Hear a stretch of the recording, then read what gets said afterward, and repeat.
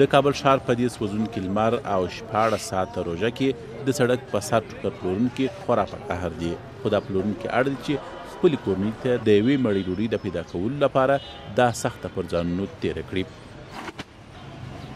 دوی دلته د سړک په سر سره لمر ته ټوکران پلوري. د دوی په خبره د تېرو کلونو په پرتله یې د کاروبار مزه نشته، ځکه خو زړونه یې له کاروبار څخه مات شوي دي. جاده دکاندار یم او کاروبار په مجموع کې غوره هیڅ نشته او اقتصادي مشکل د افغانستان زیات شوي کم شوي نه دي. یو ورځ 2000 2500 کېږي کاروبار دی، کله خرڅوي کله نه خرڅوي، معلومه نه ده. سر د خریدار دی سر نه لري، کله ولګېږي کله نه لګېږي. د کابل ښار دغه پلورونکي وایي پخوا خلکو د اختر لپاره جامې او نور توکي په ښه شوق او ذوق سره پیرل، سږ کال یې مزه نشته. سباوون کاکړ، ازادي راډیو، کابل.